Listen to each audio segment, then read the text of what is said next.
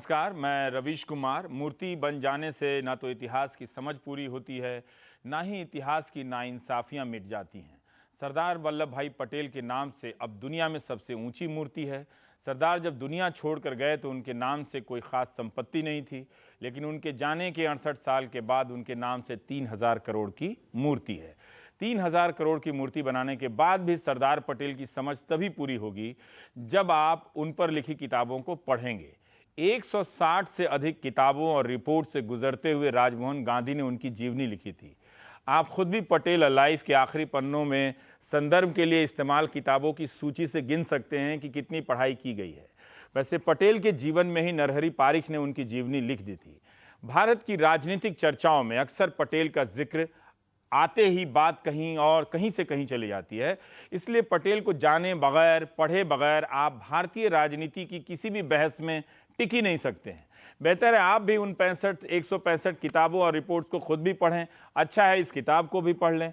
पटेल को लेकर मिथकों का कद और दीवार इतनी बड़ी हो गई है कि एक पेशेवर इतिहासकार के रूप में राजमोहन गांधी उन मिथकों से कैसे लड़ते होंगे, हम बात करेंगे।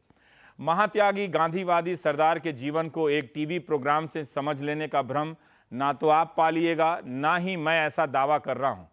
क्रिकेट की जुबान में कहें तो नेहरू और पटेल आजाद भारत के सलामी बल्लेबाज थे। दोनों को अपने अपने छोर से छक्के भी लगाने थे और रन लेने के लिए एक दूसरे को अपनी तरफ दौड़ाना भी था। मगर बगैर ऐसा किए दोनों कोई रन पूरा नहीं कर सकते थे। पटेल और नेहरू के बारे में पढ़ते हुए यही लगता है कि यह दुनिया के इतिहास में पहली ऐसी राजनीतिक जोड़ी है जिसने कई बार एक दूसरे को पत्र लिखा, हालचाल जानने के लिए भी और अपना इस्तीफा देने के लिए भी। दोनों ने एक दूसरे को कई बार इस्तीफा भेजा, मगर भेजकर कोई बाहर नहीं गया। तो कई बार इस्तीफे का पत्र भेजकर ना देने का रिकॉर्ड भी इन्हीं दोनों के नाम जा सकता है। पटेल और नेहरू की प्रतिस्पर्धा भारतीय राजनीति का सबसे दिलचस्प किस्सा है।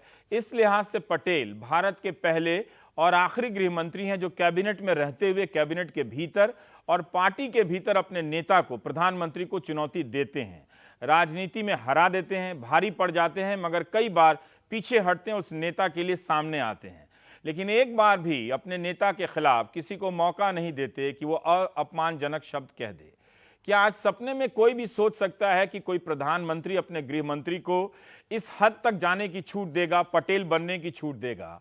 हर गृह मंत्री खुद को पटेल की तरह दिखने की चाह रखता है, मगर वो पटेल की तरह हो ही नहीं पाता, हो नहीं सकता, क्योंकि उसे प्रधानमंत्री के रूप में कभी नेहरू नहीं मिलता है। राजमोहन गांधी की यह किताब 1991 में आई थी, मगर आज मैं बात कर रहा हूं क्योंकि पटेल को जानना और समझा जाना अभी भी बाकी है। इस किताब को नवजीवन ने छापा है, अंग्रेजी में है। आप जानते हैं कि मैं कीमत भी बताता हूं, 500 रुपए। मूर्ति के बहाने पटेल को इंसाफ मिल गया है, अक्सर कहा जाता है। इन सब संदर्भों के साथ हमें भी एक संदर्भ मिला है कि हम राजमोहन गांधी जी से बात करें। हिंदुस्तान में कम रहना होता है, अब आए हैं तो हमने सोचा कि अपने हिंदी के दर्शकों के लिए एक ऐसी बातचीत हम पेश कर सकें जो आपके लिए संदर्भ के रूप में काम आ सके और आगे कोई भी किताब पढ़ने के लिए आपके भीतर दिलचस्पी पैदा कर सके। राजमोहन जी, बहुत बहुत शुक्रिया आने के लिए। हम लोग अक्सर पटेल और नेहरू के संदर्भ में ही दोनों को देखते जाते हैं। शुरुआती जीवन में सरदार पटेल को आम लोग कम जानते हैं, क्योंकि शायद उनको लेकर मिथक गढ़ने वालों को वहाँ से कुछ नहीं मिलता होगा। लेकिन क्या आप हमारे दर्शकों को कुछ प्रसंग बता सकते हैं जिससे लोग देख सकें कि पटेल को पटेल की नज़र से देख सकें, सरदार को सरदार की नज़र से देख सकें? तो आपने तो उल्लेख किया उनके त्याग के बारे में। तो ये 1909 का किस्सा है। उनके एक बड़े भाई थे विट्ठल भाई पटेल, हाँ। और दोनों के नाम थे विट्ठल भाई झवेर भाई पटेल, वल्लभ भाई झवेर भाई पटेल। तो वीजे पटेल दोनों थे, हाँ। और दोनों वकील थे, और दोनों चाहते थे कि इंग्लैंड जाकर के बैरिस्टर बन जाएं। हाँ। और तो वल्लभ भाई पटेल ने बहुत मेहनत की, पैसा बचाया, और फिर पासपोर्ट हासिल किया, टिकट मंगा ली। तो ट्रैवल एजेंसी ने वीजे पटेल के नाम पर पासपोर्ट और टिकट भेजा, लेकिन वो पोस्टमैन ने बड़े भाई वीजे पटेल के घर पे वो लिफाफा पहुंचाया। अच्छा। तो विजय पटेल को जब पासपोर्ट मिला कि मेरे छोटे भाई को मिल गया, उस ज़माने में पासपोर्ट में फ़ोटो नहीं होती थी। हाँ। तो बड़ा विजय पटेल ने कहा अपने छोटे भाई से कि भाई मैं तुमसे बड़ा हूँ, मेरा हक है, मुझे जाने दो। हाँ। तो वल्लभ भाई पटेल ने कहा कि ठीक है तुम जाओ, और बल्कि तुम जब वहाँ 1-2 साल रहोगे उसका भी खर्चा मैं भरूंगा, और तुम्हारी पत्नी की देखभाल भी मेरी पत्नी और मैं हम करेंगे। लेकिन अगर तुम खिलवाड़ करोगे और नहीं जाओगे तो मैं जाऊंगा, 15 दिन में बता दो कि तुम जाने वाले हो कि नहीं। तो त्याग की जो तैयारी जो उन्होंने दिखाई, और बाद में जब 2-3 बार गांधी जी ने कहा कि जवाहरलाल नेहरू को बनने दो कांग्रेस का अध्यक्ष, वल्लभ भाई पटेल ने कहा खुशी से मैं हट सकता हूँ। तो ये जो त्याग जो बाद में देश ने देखा है वो पहले भी उनके जीवन में था। हाँ, अक्सर ये कहा जाता है कि पटेल के साथ बहुत नाइंसाफ़ी हुई, इतिहास में भी और सार्वजनिक राजनीति में भी, और इसलिए मूर्ति बनाने से उनका कद अब बड़ा हो गया है। आप उनके साथ हुई नाइंसाफ़ी के इस पॉलिटिकल नैरेटिव को कैसे देखते हैं? नहीं, वो तो नैरेटिव मुझे तो गलत लगता है, क्योंकि पटेल जो कहते हैं कि उन्हें प्रधानमंत्री बनना था और कांग्रेस समितियों ने उनको प्रधानमंत्री बनने की राय जताई, लेकिन गांधी जी ने कहा कि जवाहरलाल नेहरू को मौका दो, वो सही नहीं है। हुआ ये था कि 1946 में जब एक नए कांग्रेस के अध्यक्ष को चुनने की बात थी तो कांग्रेस समितियों ने नाम दिए थे, और उस समय प्रधानमंत्री का सवाल ही नहीं था कि कांग्रेस का अध्यक्ष कौन बनेगा। और जवाहरलाल नेहरू 3 बार बन चुके थे, मौलाना आज़ाद 2 बार बन चुके थे, राजेंद्र बाबू भी शायद 1-2 बार बन चुके थे, वल्लभ भाई पटेल केवल 1 बार बन चुके थे, और सबसे वृद्ध उनमें से वल्लभ भाई पटेल थे, और उनकी तबीयत भी सही नहीं थी। तो देश के कई कांग्रेस समितियों ने सोचा कि ये अच्छा मौका है कि वल्लभ भाई पटेल, और क्विट इंडिया में भी उनका बहुत बड़ा योगदान था, तो इनको बनना चाहिए। तो वो बने। तो लेकिन जब बनने की बात आई तब मोहनदास करमचंद गांधी, महात्मा गांधी ने ज़रूर कहा कि मुझे लगता है कि इस बार जवाहरलाल नेहरू को बनना चाहिए। और मौलाना आज़ाद भी चाहते थे कि उस समय वो थे अध्यक्ष, वो चाहते थे कि उनको एक और टर्म मिले। गांधी जी ने मौलाना आज़ाद से कहा कि तुम अपना नाम वापस लो, उन्होंने वल्लभ भाई पटेल से कहा कि तुम भी अपना नाम वापस लो। आचार्य कृपलानी भी, उनका भी नाम कुछ लोगों ने रखा था। उस समय सवाल केवल कांग्रेस के अध्यक्ष का था, और वल्लभ भाई पटेल ने बात मान ली और जवाहरलाल नेहरू कांग्रेस के अध्यक्ष बने गए। तो उस समय एक डीपी मिश्रा जो थे, बहुत बड़े कांग्रेस के नेता थे, महाकोशल के अध्यक्ष थे कांग्रेस के, उन्होंने अपनी किताब में लिखा है कि जब हम लोगों ने उनका नाम रखा था आगे, हम उनका आदर करना चाहते थे, सम्मान करना चाहते थे, लेकिन किसी के मन में ऐसा सवाल नहीं था कि सरदार पटेल को प्रधानमंत्री बनाया जाएगा। प्रधानमंत्री का उस समय प्रश्न ही नहीं आया था। और जो लोग ये कहते हैं जो बिल्कुल गलत, उसका कोई आधार नहीं है कि उस समय देश चाहता था कि वल्लभ भाई पटेल प्रधानमंत्री बने, ऐसी कोई बात नहीं थी। कोई भी उस समय का अखबार किसी भी भाषा में, किसी भी ज़िले से, कोई भी अखबार में अगर कोई भी ऐसा एक भी रिपोर्ट आए कि हमें दुख है कि सरदार पटेल प्रधानमंत्री नहीं बने, ऐसा तो हुआ ही नहीं। और सरदार पटेल ने खुद ही स्वीकार किया। उनके मृत्यु से 1 महीने पहले उन्होंने कहा था कि मैं बताना चाहता हूँ कि गांधी जी का जो विचार था कि जवाहरलाल नेहरू प्रधानमंत्री बने, वो बहुत सही विचार था। उन्होंने खुद कहा था। अब हम ये कह सकते हैं कि सरदार पटेल भी गलत थे, भारत की जनता भी गलत थी, महात्मा गांधी भी गलत थे, कि वो सब गलत थे, उन सबको सोचना चाहिए था कि पटेल प्रधानमंत्री बने, लेकिन ऐसा नहीं था। तो ये आपने, क्योंकि ये सवाल बार बार आ जाता है कि यदि सरदार पटेल भारत के प्रधानमंत्री होते तो, और आपने उनकी जीवनी में लिखा भी है कि वो 4 बार कार्यवाहक प्रधानमंत्री रहे हैं। हाँ। मैं नहीं जानता कि अब आजकल के प्रधानमंत्री जब विदेश यात्रा पे जाते हैं तो वो कार्यवाहक प्रधानमंत्री बनाकर जाते हैं कि नहीं जाते हैं अपने गृह मंत्री को। अच्छा सवाल। नंबर 2 तो हम सुनते हैं, पर कार्यवाहक प्रधानमंत्री के रूप में नहीं सुनते हैं। हाँ। पर उस दौरान उनकी भूमिका क्या नेहरू से अलग और बड़ी बन जाने की होती थी?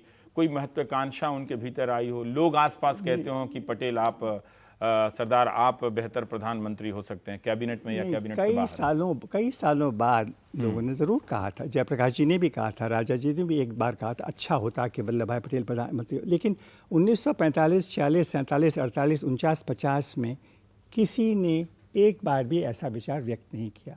वल्लभ भाई पटेल ने तो किया ही नहीं, बिल्कुल। इसलिए ये तो हाँ, अब इंदिरा जी की काफ़ी गलतियाँ हुई लोगों के मन में। तो जब वो इतिहास को पीछे से देखते हैं तो ऐसा लगता है कि अरे अच्छा होता कि, लेकिन उस समय उसकी संभावना नहीं थी। और सबसे बड़ा कारण उसका ये था कि सरदार वल्लभ भाई पटेल एक तो बड़े थे उम्र में और दूसरे उनकी सेहत भी बुरी थी।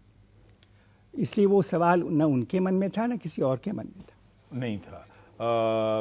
एक और बात, एक और व्हाट्सएप यूनिवर्सिटी में चलता है कि भारत ने वादा कर दिया कि पाकिस्तान को 55 करोड़ रुपए दिए जाएंगे, लेकिन सरदार चाहते थे कि ये पैसे तभी दिए जाएंगे जब कश्मीर पे कोई नीति वो अपना दखल छोड़े, और गांधी जी इसके खिलाफ उपवास में चले गए। क्या ये तथ्य के हिसाब से सही बात है? इसमें कुछ 10% सत्य है। अच्छा, लेकिन मैं 10% सत्य है। लेकिन ऐसा हाँ। कि 55 करोड़ तो पैसे भारत और पाकिस्तान की सरकार जब बन रही थी, भारत के नेता, पाकिस्तान के नेता और अंग्रेज सरकार के बीच में समझौता हुआ कि जो द्वितीय विश्व युद्ध में भारत के नाम पर पैसा जमा हो गया था बहुत बड़ी रकम में, वो कैसे बांटा जाएगा, उसका इतना हिस्सा भारत को जाएगा, इतना हिस्सा पाकिस्तान को जाएगा, ये एग्रीमेंट था। फिर जब मतभेद हुए तो कुछ समय तक भारत की सरकार ने सोचा कि हम ये 55 करोड़ रुपए जो पाकिस्तान का हिस्सा है वो हम नहीं देंगे। तो गांधी जी को ये बात सही नहीं लगी कि हाँ हमारे मतभेद हैं, लेकिन ये तो एग्रीमेंट हो चुका है, ये पाकिस्तान का, हमारा पैसा नहीं, ये पाकिस्तान का है, ये उसको जाना चाहिए। तो और ये गांधी जी की बात स्वीकार कर ली गई कैबिनेट में। लेकिन वो एक ही मुद्दा नहीं था, उनका जो उपवास था, आखिरी उपवास था, उसमें 4, 5, 6, 7 मुद्दे थे, उसमें से ये एक था। तो जब भारत के कैबिनेट ने मान लिया कि हम 55 करोड़ देंगे, उसके बाद गांधी जी ने उपवास बंद तो नहीं किया, और भी उनकी शर्तें थी। जब वो शर्तें पूरी हुई तब गांधी जी ने उपवास बंद किया, और फिर 18 जनवरी 1948 को, इसलिए 55 करोड़ का मामला तो इस प्रकार का है। वो अफवाह फैलाने के उसमें ज़्यादा तत्व हैं। हाँ, हाँ। पर हम ये जानना चाह रहे थे कि 46-47 से पहले पटेल और नेहरू के आपसी संबंध किस तरह से विकसित हो रहे थे? क्या वो लोग भी जो बाद के साल में, 46 के बाद के साल में एक दूसरे से अनेक मुद्दों पर टकराते हुए दिखते हैं? क्या पहले भी ऐसा हुआ जब पटेल अध्यक्ष थे या फिर जब नेहरू अध्यक्ष थे? क्योंकि दोनों ने एक दूसरे की अध्यक्षता में काम तो किया ही था। हाँ, जब नेहरू अध्यक्ष बने 1929-30 में तो पटेल जनरल सेक्रेटरी थे। फिर 1931 में पटेल अध्यक्ष बने तो नेहरू जनरल सेक्रेटरी बना। तो ये एकदम साथी थे। पटेल उम्र में 14 साल बड़े थे, जवाहरलाल नेहरू से 14 साल उम्र में बड़े थे वल्लभ भाई पटेल। ये भी लोगों को याद रखना चाहिए। और उनके मतभेद ज़रूर थे, लेकिन इनका टीम वर्क गजब का था। और गांधी जी तो कहते थे कि ये 2 बैल हैं भारत की गाड़ी के। अच्छा। हाँ, और ये एक दूसरे को, और क्योंकि इनकी जो अपील थी वो भी देश के अलग अलग लोगों की थी। जवाहरलाल नेहरू की अपील इंटेलेक्चुअल्स के लिए थी, मास जनता के लिए थी। वल्लभ भाई पटेल की अपील किसानों के लिए थी और बिजनेसमैन वालों के लिए भी थी। और जो चाहते थे कि एक मजबूत हिंदुस्तान बने, उनको भी वल्लभ भाई पटेल बहुत पसंद थे। जवाहरलाल नेहरू की इंटरनेशनल भी अपील थी, युवाओं पर अपील थी। तो दोनों की जो कंस्टिट्यूएंसीज थी मिला करके पूरा देश आ जाता था। इसलिए वो जानते थे कि इनकी अपील वहाँ तक, वहाँ की है, मेरी अपील यहाँ, इसलिए एक दूसरे का समर्थन दोनों के लिए और देश के लिए बहुत अच्छा था। हाँ, उनके मतभेद बहुत होते थे, और नेहरू तो सोशलिस्ट थे, वल्लभ भाई पटेल नहीं थे सोशलिस्ट, तो काफ़ी मतभेद भी हुए थे। लेकिन दोनों ने मान लिया था कि आज़ादी के बाद इन बातों पर हम और चर्चा करेंगे, अभी तक तो हम आज़ादी के लिए लड़ेंगे। तो उनके जो एग्रीमेंट ज़्यादा थे, मतभेद कम थे, मतभेद थे और काफ़ी कड़े शब्दों में मतभेद व्यक्त हुए थे। एक दूसरे को लिखकर जाहिर करते थे। पत्रों को पढ़कर अक्सर लगता है कि यही समझ बन जाती है कि पटेल नेहरू की इन बातों से सख्त एतराज़ रखते हैं, यहाँ नेहरू कमज़ोर और अदूरदर्शी लगते हैं, और नेहरू पटेल की बातों को अहमियत नहीं दे रहे हैं, इस तरह से लगता है। हाँ। पर क्या दोनों के ये मतभेदों और प्रतिस्पर्धा के जो संबंध हैं वो इन्हीं पत्रों में दर्ज हैं? इतने ही हैं, और भी हैं कुछ? नहीं, इतने और भी हो सकते हैं, लेकिन देखिए मतभेद थे लेकिन दुश्मनी नहीं थी। मतभेद तीव्र थे लेकिन दुश्मनी बिल्कुल नहीं थी, और बहुत ही आदर था। और ये तो सबको मालूम होना चाहिए कि जब गांधी जी की हत्या हुई तो जयप्रकाश नारायण ने कहा कि पटेल तो होम मिनिस्टर हैं, इनको तो अब इस्तीफा देना चाहिए। और एक अखबार में, स्टेट्समैन के अखबार में एक खत भी किसी रीडर का आया था कि सरदार पटेल को इस्तीफा देना चाहिए। तो फौरन सरदार पटेल ने खत लिख दिया जवाहरलाल नेहरू के नाम कि ये स्टेट्समैन ने जो लिखा है, इस पाठक ने, वो सही कहता है और जयप्रकाश का कहना भी सही है। मैं होम मिनिस्टर हूँ, मेरी जिम्मेदारी बनती है, मुझे इस्तीफा देना चाहिए। लेकिन उन्होंने वो पोस्ट उस दिन भेजा नहीं, कुछ घंटे तक रुके।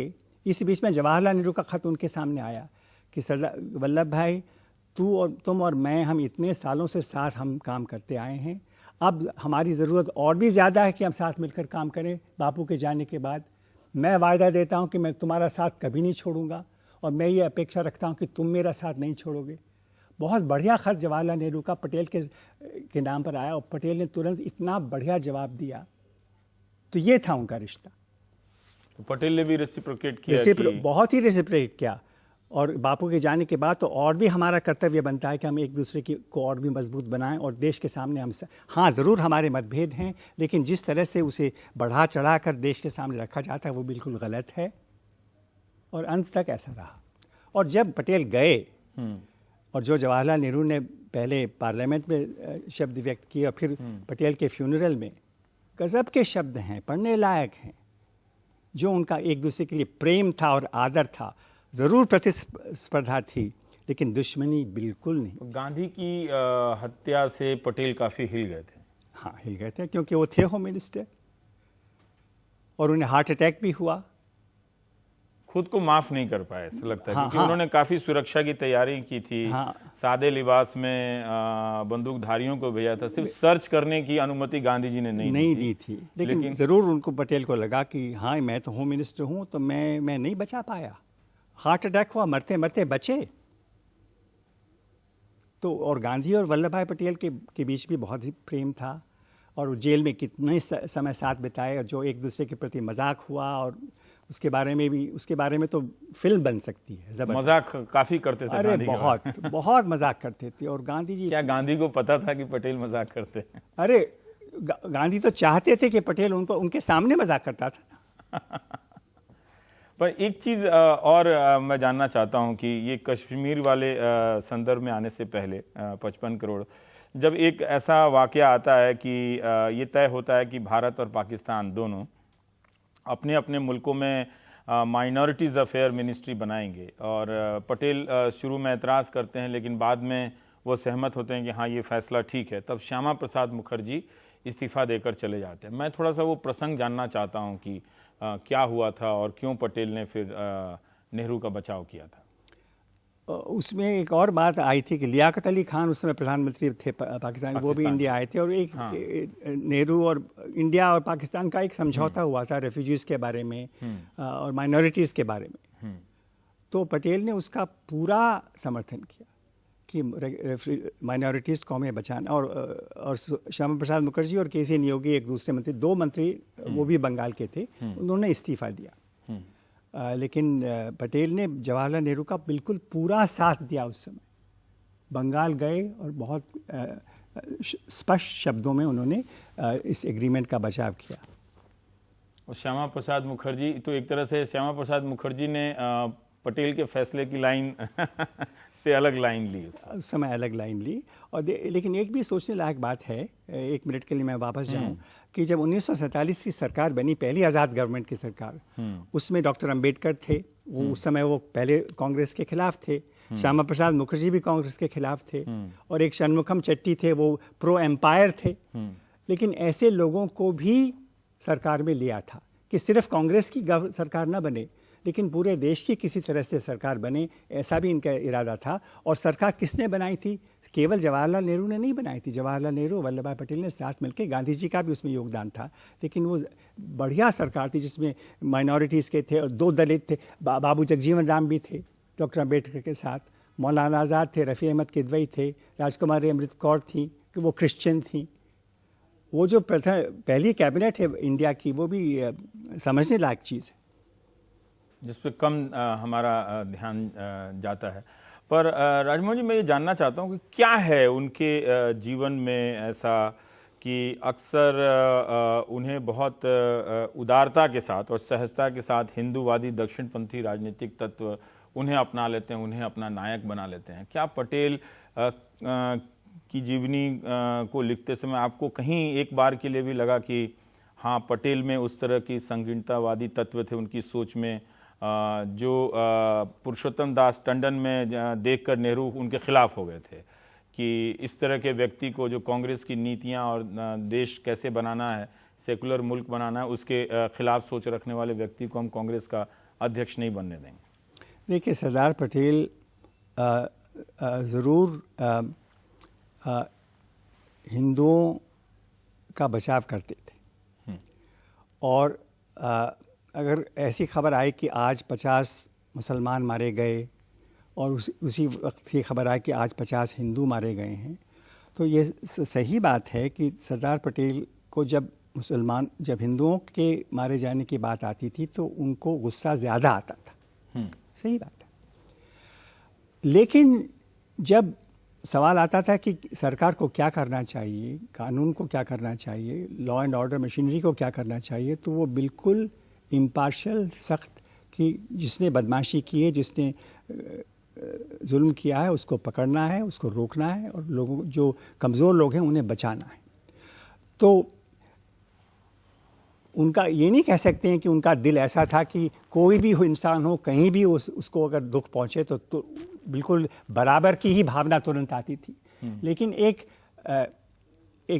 कमांडर या एक जो एडमिनिस्ट्रेटर की ओर से जब उनकी जिम्मेदारी आती थी तो उसमें बिल्कुल इम्पार्शियलिटी और बराबरी और जस्टिस और लॉ, तो ये सब। और क्योंकि उनके और जवाहरलाल नेहरू के मतभेद थे और वो खत में भी आते थे और पब्लिकली भी आते थे, तो लोग जानते थे कि इनमें मतभेद हैं।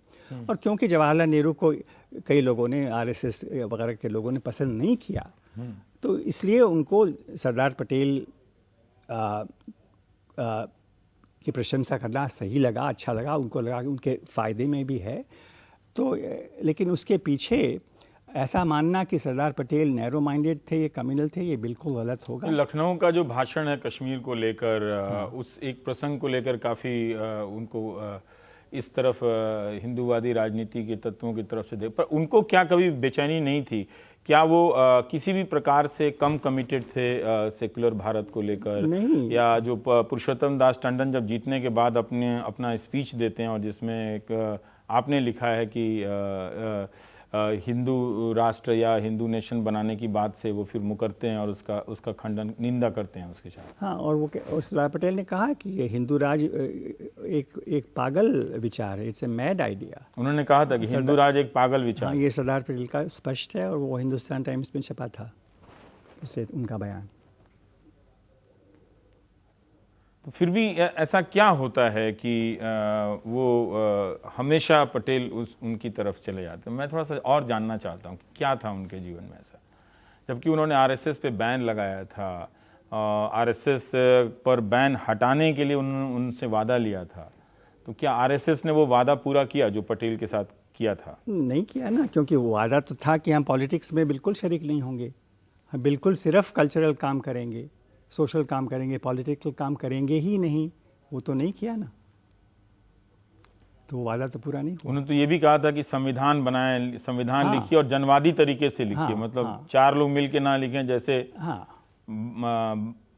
तो वो तो नहीं हुआ, उसे अभी तक शायद नहीं हुआ है।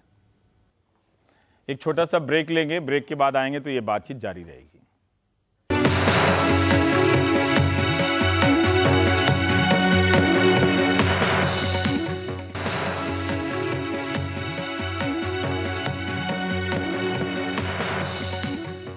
लेकिन पटेल और नेहरू को दुश्मन मानना और एक को नीचे रखना दूसरे को ऊपर करना, ये इतिहास के तो खैर बिल्कुल खिलाफ है और ये मुझे लगता है कि कॉमन सेंस के भी खिलाफ है। कम्युनिस्टों को लेकर भी काफी सख्त थे, मतलब पटेल के विचारों में कोई दुविधा नजर नहीं आती है। और सोशलिस्टों को लेकर भी तो इसे वो स्पष्टवादी तो थे। हाँ। लेकिन फिर भी वो उनसे दोस्ती भी रखते थे। तो ये भी सीखने की बात है कि स्पष्ट उन्होंने बात कह दी, लेकिन उसका मतलब ये नहीं हुआ कि वो दुश्मन बन गए। और सोशलिस्ट के साथ तो इनकी अच्छी, और क्विट इंडिया में सोशलिस्ट और सरदार पटेल ने साथ भी काम किया। कम्युनिस्टों ने तो नहीं किया, लेकिन सोशलिस्ट और सरदार पटेल ने क्विट इंडिया में एकदम साथ मिलकर काम किया। तो उन्होंने, लेकिन उनकी विचारधारा से कभी सहमत नहीं हुए। उन्होंने शायद ऐसा प्रस्ताव भी दिया कि तुम अपने हिसाब से कोई प्रांत चुन लो और अपनी विचारधारा से लागू करके दिखाओ क्या होता है। और उन्होंने ये भी कहा कि ठीक है, तुम बात तो करते हो सोशलिज्म की, लेकिन मैं अपने जीवन में एक किस्म का सोशलिस्ट हूँ, ऐसा वो कहते थे, ऐसा उनका दावा था, क्योंकि उनका जीवन तो बहुत सरल था ना, सादा था। पर वो बिरला से उनके संबंध, उन सब उद्योगपतियों से संबंध को कभी नहीं छुपाया उन्होंने। न छुपाया। पर क्या बहुत संपत्ति अर्जित की उसका लाभ उठा के? संपत्ति तो बिल्कुल नहीं अर्जित की। और जब गए, और मणिबेन पटेल जो इकलौती बेटी, उनका एक बेटा भी था, लेकिन जो बेटा तो खैर काफ़ी उसने बिजनेस किया, थोड़ा बहुत कमाया भी, बहुत ज़्यादा नहीं कमाया, थोड़ा बहुत कमाया, लेकिन बेटी का तो जीवन बहुत ही सादा था और एक छोटे से एक कमरे में बेचारी रहती थी, मणिबेन पटेल। और अब सरदार पटेल ने बिल्कुल पैसा बनाने का तो सवाल ही नहीं था। तो कुछ नहीं, कोई संपत्ति नहीं, बिल्कुल। उन्होंने एक जगह लिखा है कि मैं गांधीवादी हूँ, कोई संपत्ति में। और अच्छा, एक और सूचना कि उनका आपने शायद पढ़ा भी होगा मेरी किताब, जब उनका अंत हुआ, वो भी जब शुरू में 1916-17 के साथ वो बापू के साथ आए, चंपारण की वजह से वो बापू के साथ आए, बल्कि एक दूसरी बात है, चंपारण ने बापू ने कुछ किया कि मैं जो तुम चाहते कर लो, मैं तो नहीं जाऊंगा, तो वल्लभ भाई पटेल को बहुत ही आश्चर्य हुआ कि ये तो हमारा आदमी है, ये हमारे देश के लिए कुछ करेगा। तब से लेके बापू के साथ है, तो आश्रम में भी काफ़ी आते जाते। वो आश्रम वासी नहीं बने, लेकिन आश्रम से उनका बहुत गहरा संबंध था। तो आश्रम के भजन उन्हें बहुत पसंद थे, और आश्रम के भजन उससे हम कहें तो हिंदू भजन थे, और एक आध कुछ इस्लामी भजन भी थे, या मुसलमानों के लिखे गए गीत थे। तो जब वो जा रहे थे दिल्ली में और बम्बई में, जब आखिरी उनकी बीमारी के रोज़ थे, तो जब वो उनके मुंह से जो भजन निकलते थे, मुझे ठीक शब्द भी याद नहीं कि चंद रोज़, तो एक मुसलमान ने लिखा हुआ भजन थे, तो वो उनके मुंह से निकला आता था। तो ये उनका दिल था। मैं उस भजन को आपके लिए, आपको ठीक से याद दिला देता हूँ। वो आखिरी आपके जिंदगी का ये तमाशा चंद रोज़, जिंदगी का ये तमाशा चंद, ये आश्रम का में गाया जाने वाला भजन। और वल्लभ भाई पटेल तो अपने उस जाते वक्त उनके रहना है कि जाना, मारी नाद तुम्हारे हाथ, मंगल मंदिर खोलो, मंगल मंदिर खोलो, हे दयामय, हे दयामय। तो ये एक हमको ब्रेक लेना पड़ेगा। ब्रेक के बाद आएंगे तो हम फिर सरदार पटेल के बारे में और बातें करेंगे।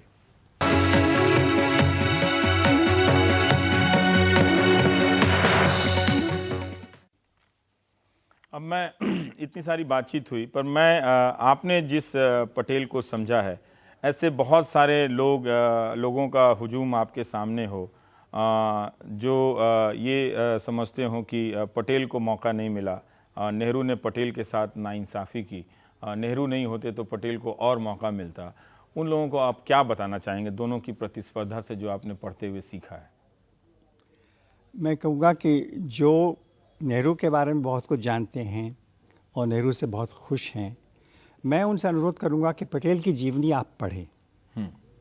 पटेल की जीवनी बहुत ही पढ़ने लायक है, और उसमें त्याग है, और उसमें सेवा है, और उसमें हंसने की कुशलता है, और बहुत कुछ है। और मैं ये भी कहूँगा कि जो पटेल का बहुत आदर करते हैं, मैं उनसे कहूँगा कि जवाहरलाल नेहरू की ज़िंदगी भी आप पढ़ो। वो भी तो 10 साल जेल गए, 10 साल उन्होंने जेल बिताए, और कितनी बार वो मरने को तैयार थे, और मरते मरते कितनी बार बचे, और कितनी बार वो कूद पड़ते थे। कुछ भी सामने का तैयारी उनमें थी। तो जवाहरलाल नेहरू और वल्लभ भाई पटेल दोनों भारत के इतने अच्छे खिलाड़ी थे। तो आपने बिल्कुल कहा कि वो पार्टनरशिप उनकी थी, और एक भी रन दूसरे के बजाय नहीं हो सकता था। इसलिए कितने भारत का इतना अच्छा सौभाग्य था कि ये दो साथ थे। क्या ऐसा हुआ कि उनके निधन के बाद नेहरू ने उनको भुला दिया? ऐसा तो नहीं हुआ, लेकिन ये क्योंकि मैंने बताया ना कि जब निधन हुआ तो पार्लियामेंट में, और फिर जब उनका क्रिमेशन हुआ तो नेहरू के शब्द बहुत ही ज़बरदस्त शब्द थे। लेकिन ऐसा ज़रूर हुआ कि उसके नेहरू के पटेल के जाने के बाद शायद कि नेहरू के भी कई चापलूस तो थे ना, तो उन्होंने पटेल को एक तरफ करने की ज़रूर कोशिश की। वो उस चापलूसी में ज़रूर पटेल पर अन्याय हुआ, वो तो बिल्कुल सही है। इसीलिए तो मैंने किताब लिखी थी 1987, 88, 89 में किताब लिखी थी, क्योंकि पटेल के बारे में जितनी जानकारी होनी चाहिए थी पूरे भारत में लोगों को कम थी, बहुत कम थी।